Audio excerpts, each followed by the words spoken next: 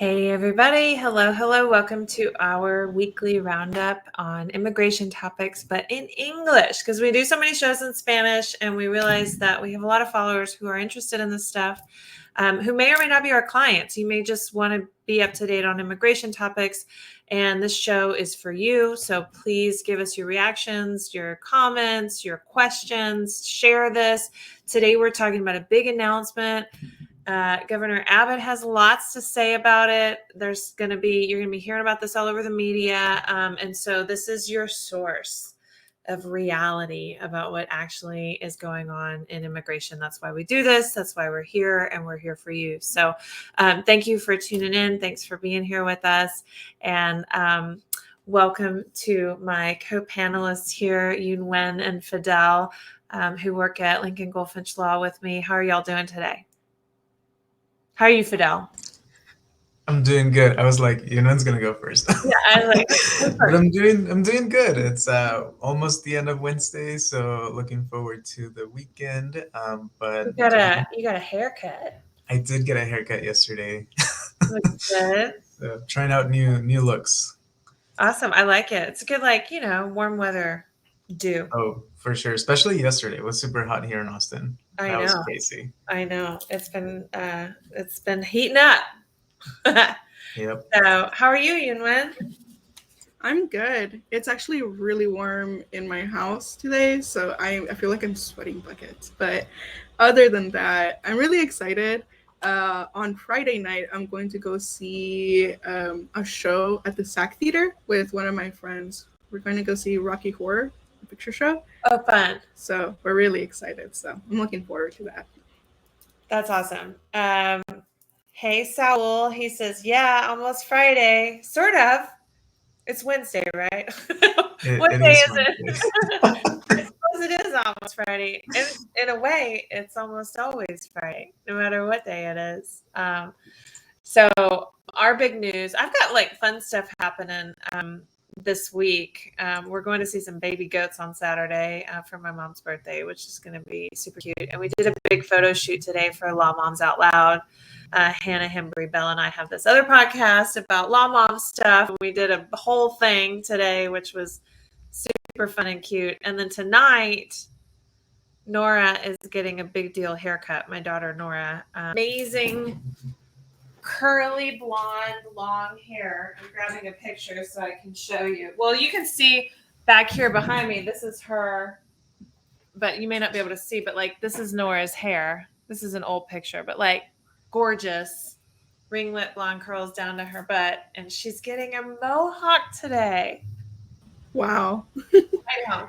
But I keep going are you sure? It's been months, and the girl's not changing her mind, so it's happening. But I mean, she did have her head like this. How did she enjoy that? She loves it. She shaved the one side. She's super edgy. She wears fishnets and big old combat boots, and she likes being different, which I respect. But it's my baby, and she's cutting all her hair off, and she's gonna have a mohawk. And anyway, I love that. I remember when I was younger and I wanted to be edgy and different. I told my mom, I was like, I want blonde highlights because I just wanted to look cool. And I guess we didn't do it properly because they turned out orange, but I loved them even more. And I remember I was 10 or 11 and I was just walking around with my orange highlights. I was like, wow, I'm so different. Oh man, I see. I was not. I just wanted to conform. It was so hard to be different for me as a kid, but I really I respect a child who wants to be different, because at that phase in your life, you're just, trying to fit in. Anyway, so that's my news, but that's not why we're here. We're here to talk about immigration topics, and we've got a big topic to discuss, and that is the revocation of Title 42. And before your, eyes glaze over and you're like, what is this? This is some other border policy that I can't keep up with. It is the thing. Title 42 is the policy that finally allowed the Trump administration to shut down the border to asylum seekers. And, we'll talk more about as a nation, why do we acknowledge asylum? Why do we protect refugees? Why does it matter? But Title 42 has been in place since March of 2020, and President Trump tried multiple, different policies and regulations and announcements to try and shut down the border to asylum seekers, particularly Central American asylum seekers. And a lot of it got blocked by the courts. A lot of it the public didn't accept, like family separations. And then finally, when COVID happened, Trump got what he needed to shut down the border. And even though the pandemic has shifted massively and there's ways to ensure public safety, like testing and vaccinating and things like that, Title 42 has remained in place, and it is a policy that says no asylum seekers can come into the United States.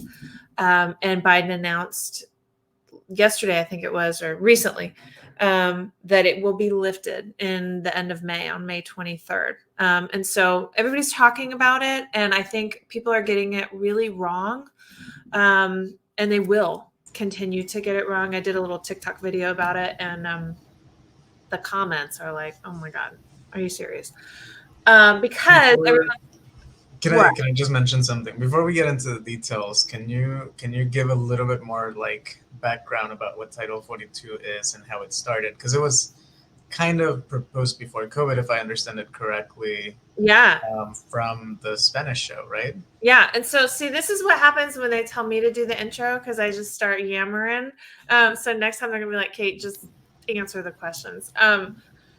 Title 42, it was created like decades ago, like pre-World War II, I think. And it's a Health and Human Services provision of the law that allows the executive branch of the government to, shut down the border for public health reasons.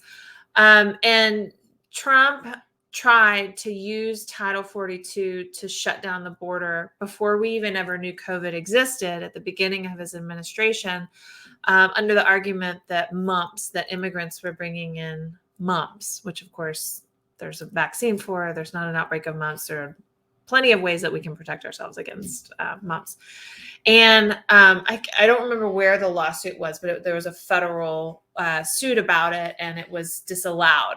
Title 42 to protect the American public against the mumps was disallowed by the courts. And then Trump moved on to zero tolerance, family separations, migrant protection protocols, like all of the myriad of policies that they were throwing at the wall to see what stuck to block asylum. And then COVID hit, and then they returned back to Title 42, and they said, okay, we're going back to this public safety pretext. I'm going to say it was a pretext. We're going to shut down the border. No asylum seekers can get in. Everybody gets kicked back to Mexico, regardless of where they come from. And we're keeping America safe from COVID. Meanwhile, not masking and not vaccinating. But that's another topic. But that's the history. Cool. And then so that was basically just to keep people out, and that's what it is, right? Right. So Title 42. So let me tell you about asylum. Okay. So in the United States, we haven't had asylum forever, right? I mean, this is a nation that is built upon people fleeing, either coming because of a dream or fleeing religious persecution. But that is, we are one of the only, maybe the only nation in the globe that has this history, this identity. And then when World War II happened, we failed to protect refugees who were fleeing the Holocaust. There was the St. Louis, the ship that came with 900 Jewish refugees, and we just turned them away, sent them back to their deaths in Europe. And there was a reckoning after World War II, a global reckoning on the part of everyone who had failed to protect Jewish refugees, ourselves included, where we created the UN Treaty on protecting refugees, defining what is a refugee. It's someone who has a fear of persecution because of their race, their religion, their nationality, their political opinion, or their membership in a particular social group. And so that construct is meant to protect people in various situations. It could be a woman who's a victim of domestic violence in Guatemala. It could be, someone from a particular tribe in Somalia. It could be a victim of female genital mutilation. And it's like lots of people from all over the globe who suffer persecution and their government is unable or unwilling to protect them might qualify for asylum. And so we've had this, in our laws since post-World War II. But we've always, needed to figure out, like, how are we going to process people? Not everybody qualifies for asylum. So what do we do? Well, in 1980, we said, this is the definition of asylum. Congress passed the law. It's been codified. That was 42 years ago. And in the original definition of asylum, a requirement is that an asylum seeker be in the United States when they ask for protection, or at our border, one of the two. You can't ask for asylum when you're in your home country. There are refugee camps. That's different. Lots of people can't access that type of case. And so many people who are seeking protection, they're fleeing something, come to our border and they seek asylum. Well, historically, and for decades, what we've done is we've put people through a credible fear interview process, where if they arrive at the border, they can come to the bridge and they can say, I'm afraid of returning to my country. I want to apply for asylum. And they are temporarily detained, and they meet with an asylum officer who listens to their story. And this is a long interview with a trained asylum officer who listens to this person and asks them lots of questions about the details of what happened to them, when, where, why, what did they say, what were they wearing, how do you know they were with the government, how do you know this, how do you know that? It's not an interrogation, but it's a very in-depth questioning. And people who don't qualify for asylum, they fail their interview, and they can appeal one time before an immigration judge, and if they lose the appeal, they get sent home. And for many years, I've been doing this for 15 years, and we've done a lot of asylum work. We help people with their credible fear interviews, prepare for and understand what is important. Like, your dispute with your neighbor is not what's relevant here. What's relevant is that the cops came and they all said they were going to kill you, that, like, helping people decipher what's important. But the simple answer is we've had this process in place where people come, they apply for asylum, and we give them a thumbs up or thumbs down. And if they pass the interview, they get out of detention and they prepare for their hearing before a judge, where they put on testimony, they bring evidence, they're cross-examined, they may have an expert. There's this whole process in place. And then Trump took office. We had this for decades and decades. We had the credible fear interview process, and it was a flawed system. Like, I'm not, no one, I think, who worked in the system would argue that it was perfect. There were people who should have passed their interview that didn't. There were kids who were placed in detention while they were awaiting their interview, and children should never be detained. There were lots of problems with the system, but it was a functioning screening process for asylum seekers. And then Trump took office and decided that we should not be granting asylum anymore because, I don't know, he wanted to change who we are ever since World War II as a nation. And then tried, the things that I've listed. Zero tolerance, family separations, Title 42 for the mumps, the transit ban, saying you have to apply for asylum in every single country you pass through, all these different policies. And then finally, Title 42 or COVID happened, and Trump passed and was successful in keeping in place Title 42, saying because of COVID, nobody can apply for asylum. So anyone coming to the border who is seeking asylum, which is what you have to do to seek asylum, gets sent back to Mexico, even if they're from Cuba, even if they're from Ukraine. They were getting sent back to Mexico in many cases because our borders are closed to asylum seekers. So now what's happened is what honestly should have happened a while ago, where the Biden administration says, you know what?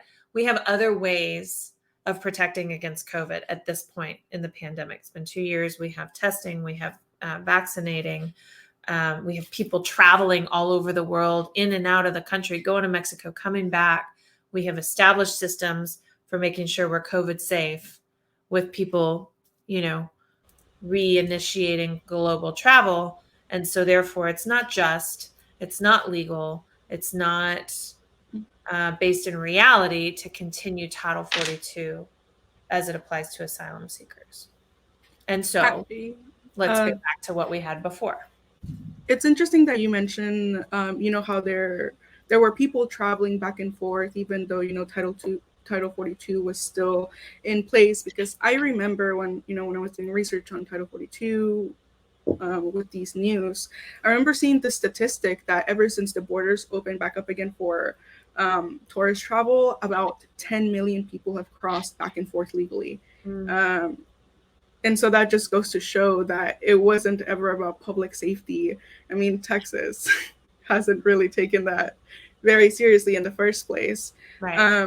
It's a pretext. Title 42 is a pretext. Maybe for some people it didn't start out as one, but by the end it has continued under a pretext for COVID safety. That is not what it's really about.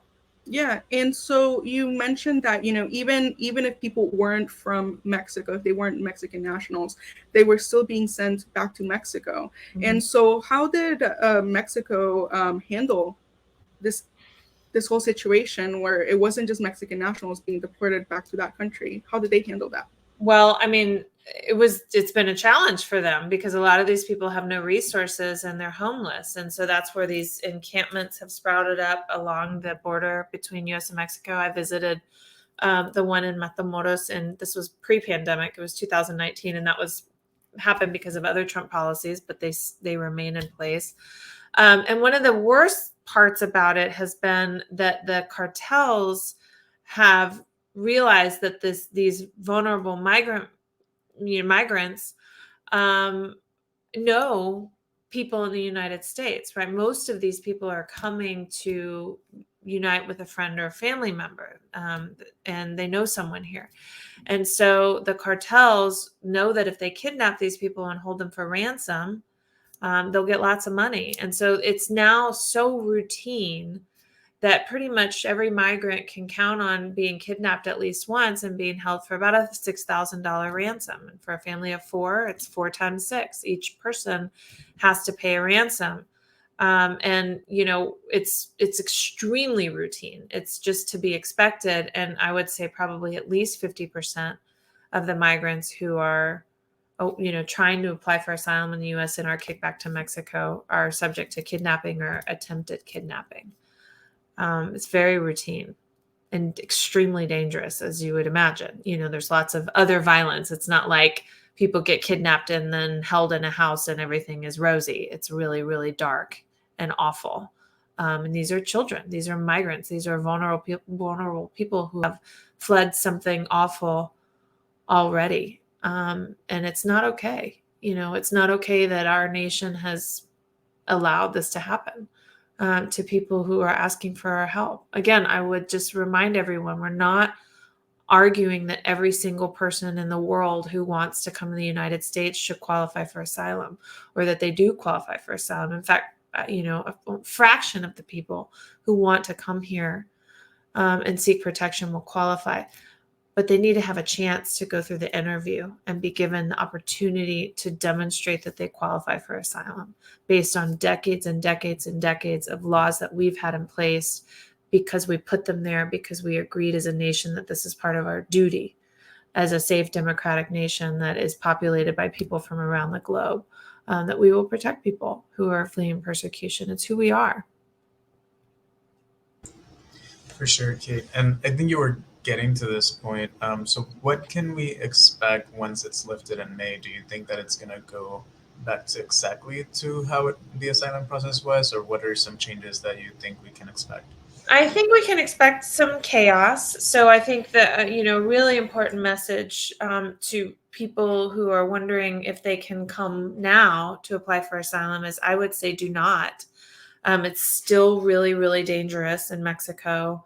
It's not as if on May 23rd, every asylum seeker who wants to apply is going to be put through a credible fear interview. We're going to see backlogs, delays, detention, injustice, a mucked up, gummed up system that's not ready for the flow that it's going to see.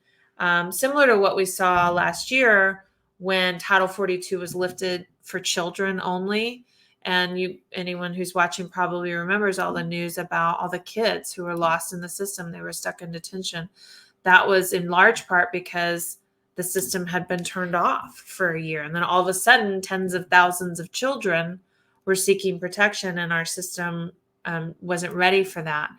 And, in many ways was mismanaged during that period of time. And so we're going to see something similar, and I think, when Title 42 is lifted on the border. And we also have new asylum regulations that they've already gone through the notice and comment period. They've already been finalized and announced. It's 500-page regulation that changes the way that asylum applicants are processed. It should lead to more efficient processing, but it's going to be a mess. And so it's going to be really dangerous for people. And so I think everybody's going to be talking about it.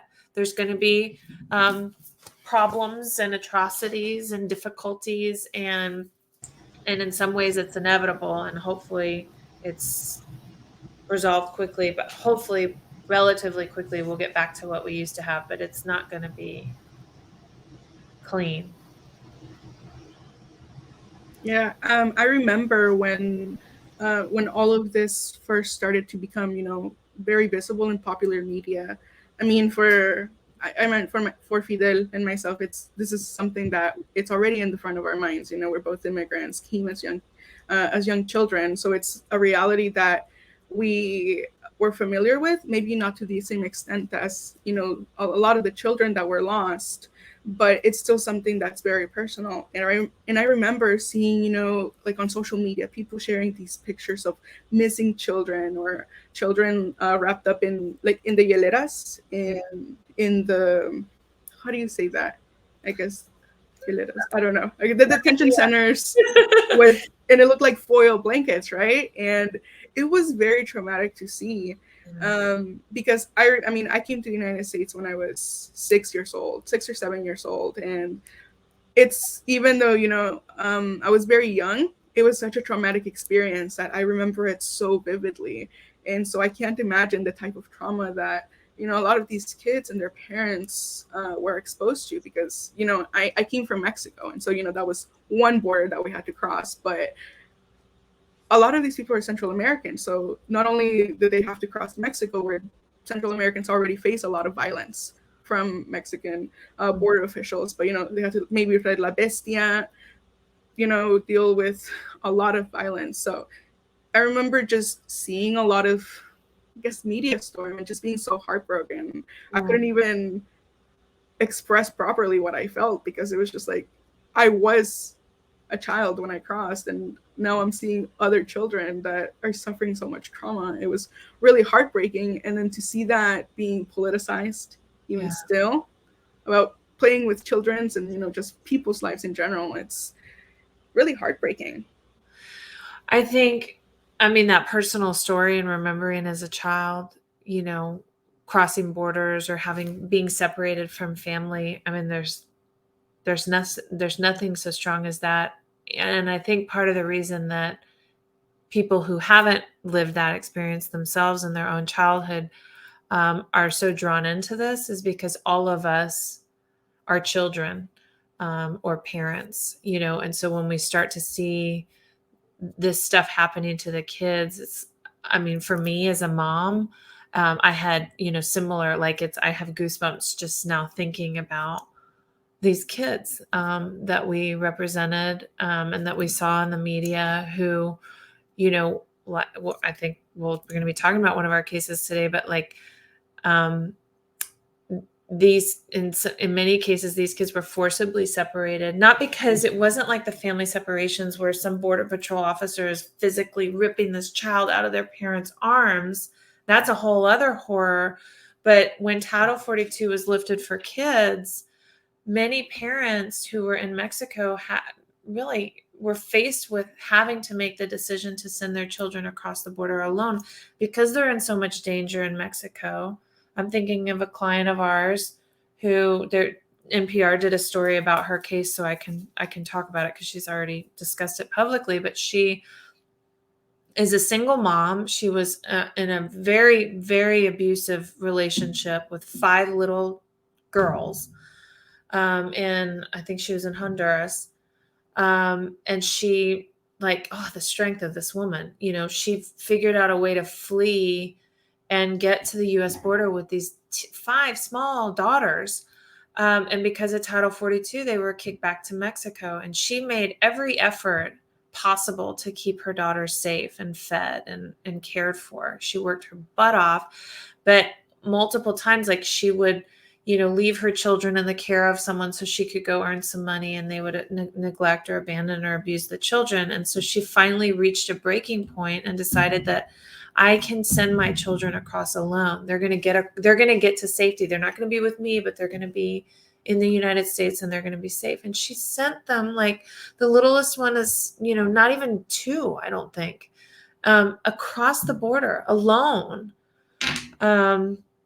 Because that was the choice that she had to make. And it's horrifying for any human who has been a child, and for anybody who is a parent, to imagine being in that situation. And I hope that people realize that it is our policies that are forcing the parents to make these decisions, right? Like, they're not from, the United States. They're not experiencing these atrocities and deciding to flee because of what happened to them, in the United States. So in some ways we don't have, responsibility for their past.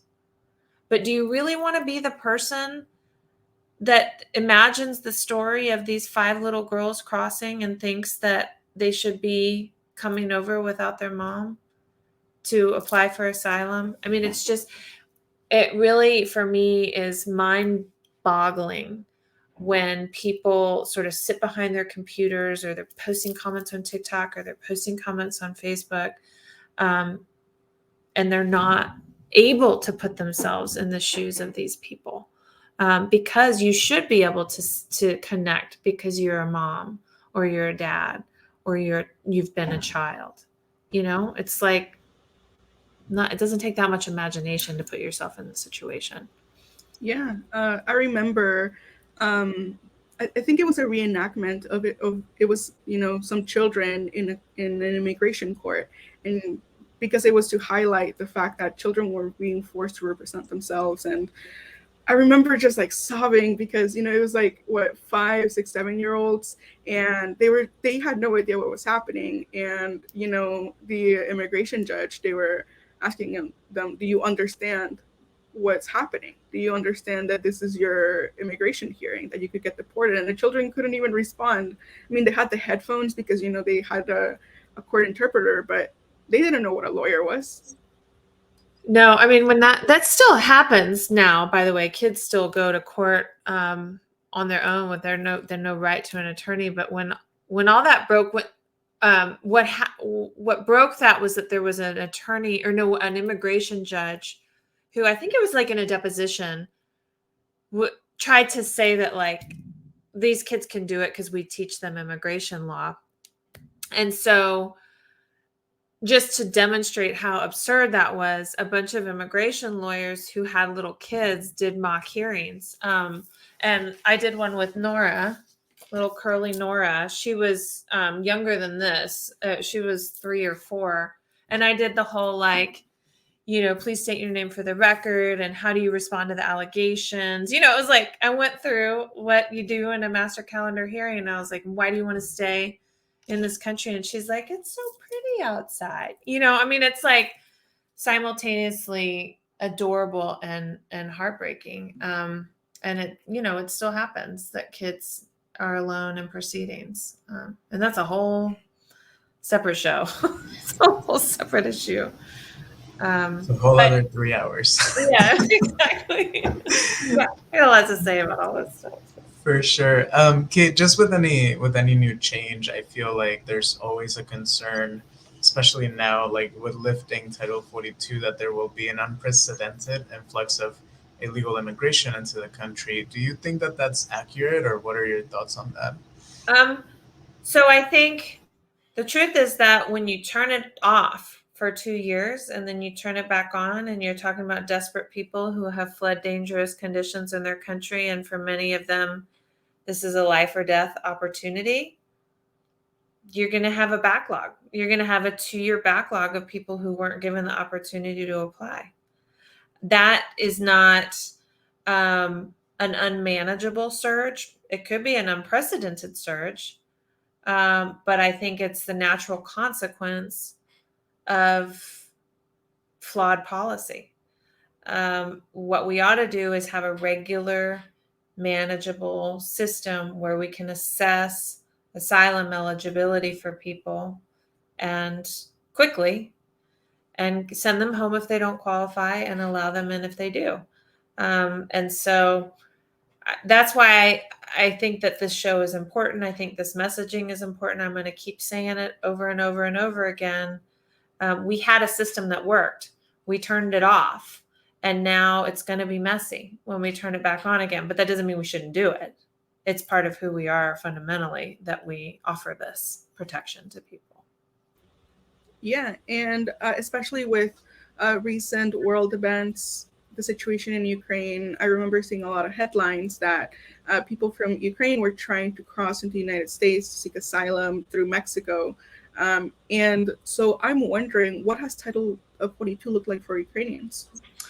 Well, I actually think the situation in Ukraine has helped highlight the injustice of Title 42, because at the beginning, like, a few weeks ago, Ukrainian refugees were also being turned away, and they are equally vulnerable in Mexico, right? So if you can imagine a Ukrainian family and all of they've gone through, and what happens when they get stripped of their shoelaces and sent back to Laredo and to the bus station and face potential kidnapping. It's just like that for people from other countries too, but it captured the attention of a lot more people, I think, for reasons that are not really necessary to dive into in this show. And I remember at the time thinking, Ukrainians shouldn't be turned away under Title 42. It's not just, and maybe this situation is what is going to finally end the policy for everybody overall, because it really highlights how wrong it is, right, to turn away a Ukrainian family because of what? COVID safety. Does that make sense to you? Then why would it make sense to turn away a family from Venezuela? So, but it was, the U.S. has responded very quickly to the Ukraine crisis, as compared to like what happened in Afghanistan, for example. We granted temporary protected status for Ukrainians within, I think, 2 weeks of the war starting, and it took over 6 months to grant TPS for people from Afghanistan. And then at the border, it took about maybe a week or less of media reports of Ukrainian families getting rejected at the border under Title 42. Then there was a memo that lifted it only as it pertains to Ukrainians. But of course, you can't justify that long term. How are you going to only let in Ukrainians but keep everybody else out under COVID, a COVID pretext? So I think perhaps that is what made things move quickly on Title 42, cancellation or withdrawal for everybody. Most definitely. I remember seeing a news story in which it was a Central American family and a Ukrainian family, and at the same time, they were wanting to ask for asylum, and only the Ukrainian family was allowed to. Right. So they were both families. There's just, certain differences, right? Right. Well, and you just have to remember, like, it's just fundamental fairness. It's like, you think about like how laws are set, how the Constitution is written. It is an asylum law to say, okay, we're only going to give asylum to people from Ukraine, but we're not going to give it to people from Afghanistan. That's why I wanted to review, the system of asylum based on, persecution because of a protected ground like race, religion, nationality, political opinion, or membership in a particular social group. And asylum is a case-by-case individual or family determination. So some people in a country who have suffered a crisis will qualify and other people won't. Maybe other people are the persecutors. So we have to dive into individual cases to assess asylum eligibility. We don't just grant asylum to everybody from a country when something happens. That's not the way our laws work. That's not a sustainable policy. And so therefore we need to have a policy that manages to, withstand the test of time and withstand various political situations and crises and types of persecution that happen around the globe. And so we shouldn't say we're making a policy about asylum, but only as it pertains to Ukrainians, because that's not going to apply 5 years from now. And so what law are we going to have then?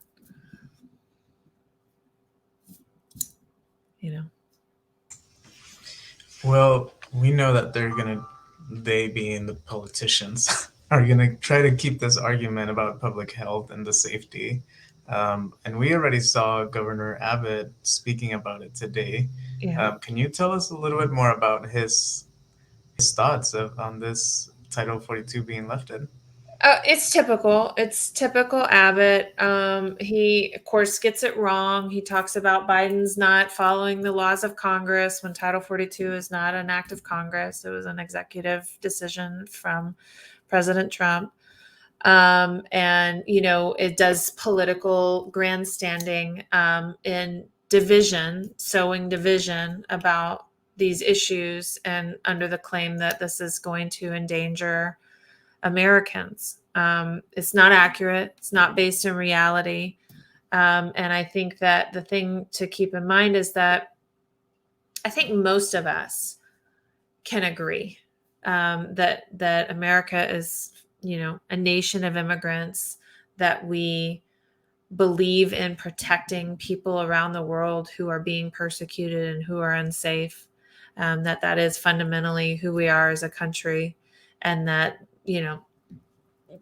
figuring out the systems and all that can be a little tricky, but that fundamentally what matters is that, we have rules and policies and all of that in place, and we keep out the drug traffickers and all of that stuff, and we care about our neighbors who are suffering, and we protect them. And so I think, agreeing on this fundamental truth together and not allowing Abbott or Paxton or, Trump or Fox News to say stuff that's confusing and that riles people up and isn't based in reality is really important. And it's going to be more and more important as news of this policy change is coming out, that we, tune out the noise, and remember what matters, and that there is a way to process asylum seekers in an orderly, just, fair, kind, and safe fashion. And we can do that. We're the United States of America. We can figure that out. That is not anywhere near some of the other challenges that we have to work out. So it's okay. It's okay. It's going to be okay. Most definitely.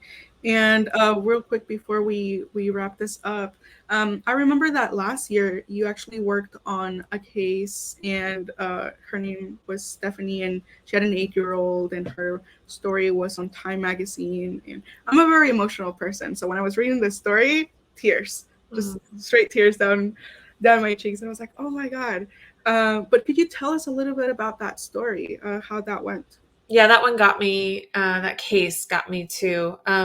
That story, so Stephanie is a little 8-year-old girl. It's around the same age as my daughter, she and her mom tried to seek asylum together at the border, and they were rejected under Title 42, and they were kidnapped in Mexico. And Stephanie, the little girl, escaped. And she, what a girl. She got herself across the U.S. border alone. She's 8. And was in custody. And I work with an organization called Vecina, and we do, a lot of immigration legal services during times of crisis. And so we were working on all of these kids' cases. And we got an email from a caseworker at one of the, the emergency kids detention centers.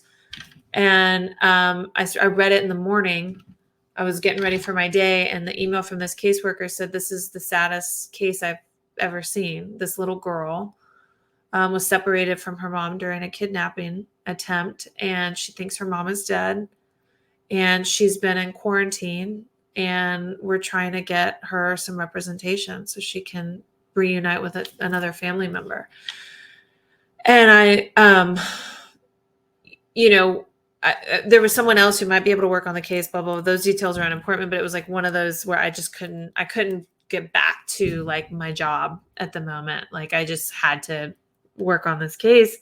And so for several weeks, I ended up getting involved. And for several weeks, we were trying to get her released to a family member. And then like miraculously, her mom escaped the kidnappers herself. And we were able to get her across so that we could reunite them. And her mom, wasn't even able to remember the details of her detention with the kidnappers. It was very horrific, but she was alive and she got to cross legally. And I got to be there at the airport where they reunited. And it was, one of the most memorable things I've ever been involved with. And it should never have happened, right? If we hadn't had Title 42, there they are. If we hadn't had Title 42, they never would have been sent back to Mexico. They never would have been kidnapped. They would have crossed over and neither of them would have gone through that ordeal. So this is a story that has happened to thousands of people. We just happen to know about this one. But these are the effects of policies like Title 42 or the partial lifting of Title 42 only as it pertains to kids. It's an awful, illegal, unjust, horrific policy that never should have been there in the first place. And I'm really, really glad it's gone. And if there's a messy,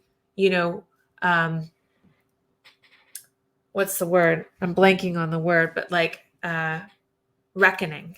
If there is a messy reckoning for the revocation of this policy, then so be it. We never should have had it in place. Exactly. I really can't imagine having tried to cross, in that time period. Like I said, I remember my own border crossing very vividly. And my mom and I, we crossed together and we crossed through one of the rivers. And I remember it was very dark. And I was terrified, I mean, I knew what we were doing. I knew that, like I had known for a while that this is something that was going to happen, that I couldn't go back to Mexico for a long time. And so I remember, in La Madrugada, very early in the morning, it was dark and we were just like swimming or trying to swim. And that is the reason why I have refused to learn how to properly swim. So I associated with that because it was like, I can't. It's tied with trauma. And so, people don't leave their countries just because. There's a lot of violence that women face, a lot of crime, a lot of economic instability. And so it's not like people just want to rip uproot their families and their memories, because it's a very painful thing. A lot of my family members have passed away and I don't even remember them, It's really heartbreaking, but I'm glad that this situation is getting better for a lot of these families, a lot of people, and that they get the fair opportunity that they deserve. Me too. I'm glad too. I was very, very relieved when I heard about this announcement. It's been a long time coming. I think we're all pretty energy drained because I'm like, these are great news, and I know, like the summary is news. Well, good news. Good news. It's like, it's good news, but like, okay, but when are we gonna have like positive like progress? Mm-hmm. We're still climbing out of the hole that Trump dug for us. Yeah. Of immigration policy, and so. When we have like real progress, I'll be doing like cartwheels and jumping jacks. And we'll have a proper party, invite everybody. Once we get, some form of like reform and Fidel and I get our papers. Oh man, are you kidding? We're gonna have the biggest fiesta ever. We're gonna have fireworks. Yeah. Well, that's all we have for today. All right. So. Well, okay, here we go. Let's see what happens with Title 42 getting lifted. It's going to be a wild ride, but it's needed to happen. So thanks to everybody for tuning in, and we'll see you in a couple weeks with more updates. Who knows what it'll be? It'll be a mystery. Bye. Bye.